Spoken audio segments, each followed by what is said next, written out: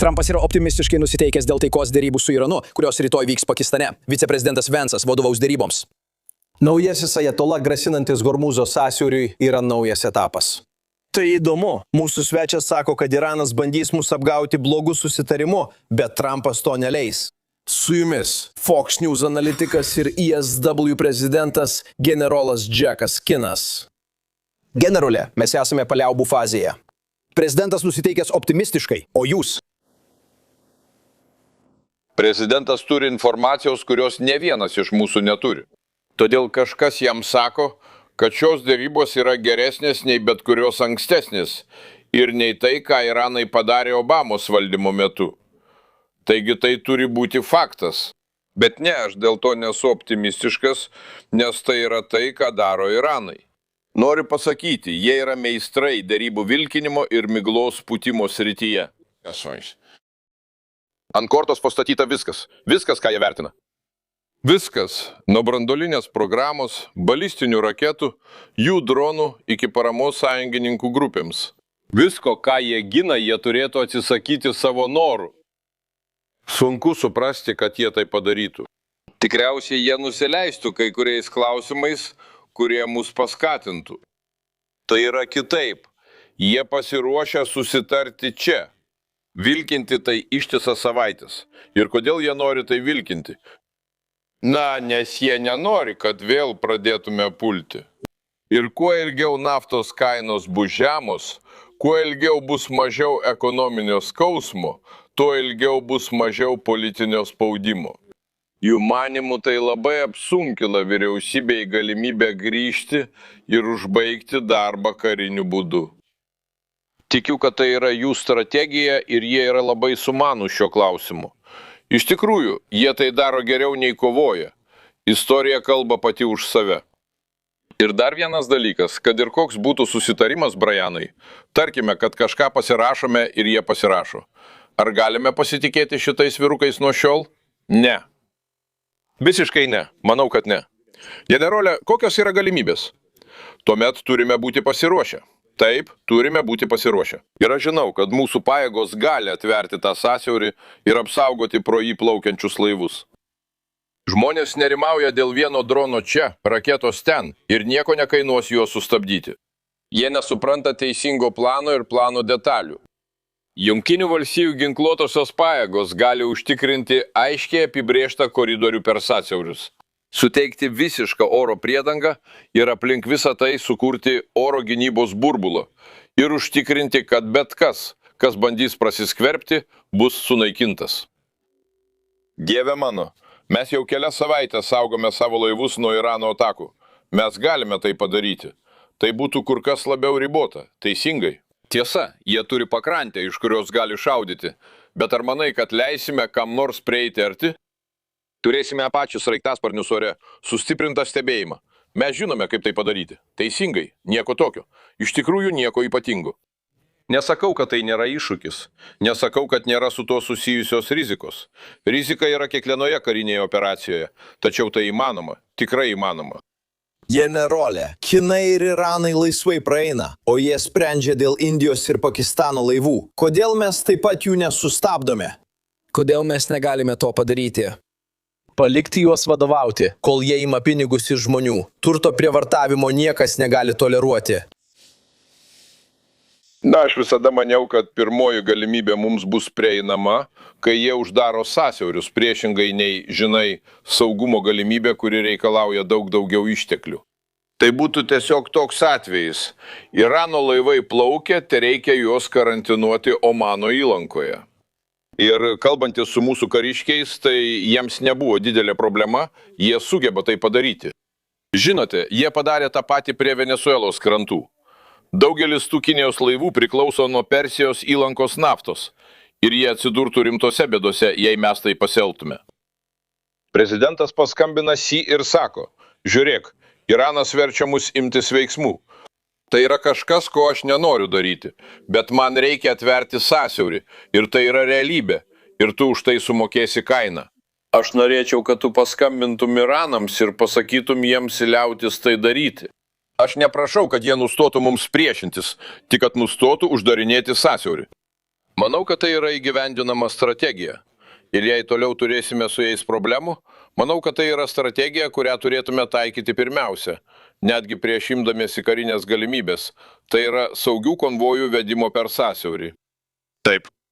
Taip, laukia 2 intensyvios savaitės. Tai bus svarbus savaitgalis. J.D. Vansas vadovauja, bet jiems nepavyks išlaikyti kontrolės ties Hormūzo sąsiauriu. Jis didesnis nei Persijos įlanka.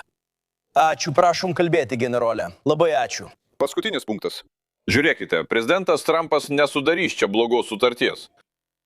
Nors jis mano, kad gera sutartis artėja, jis tikrai sužinos tik tada, kai ji bus ant stalo ir kai bus aiškus patikros procesas.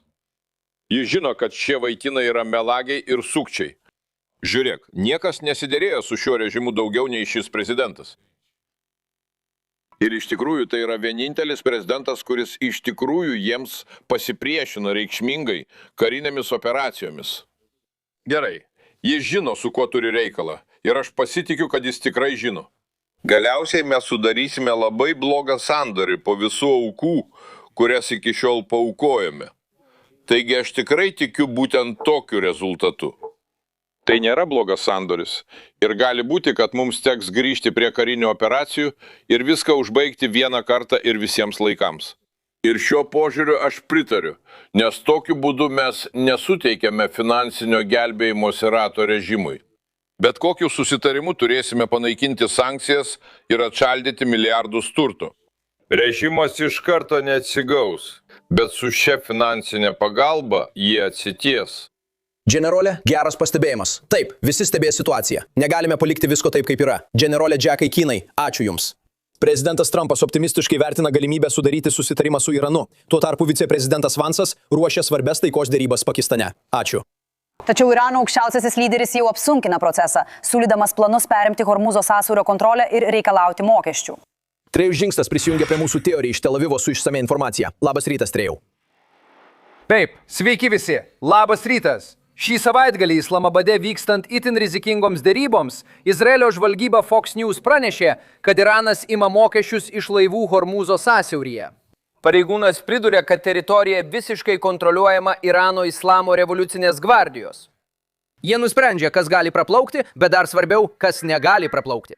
Man buvo pranešta, kad žvalgyba dalyjasi duomenimis apie tai, kaip Iranas bando sustiprinti kontrolę sąsiauryje prieš derybas. Naktį prezidentas Trumpas pasakė Truth Social platformoje ir cituoju: Iranas labai blogai ir negarbingai riboja naftos judėjimą per Hormūzo sąsiaurį. Tai nėra mūsų susitarimas.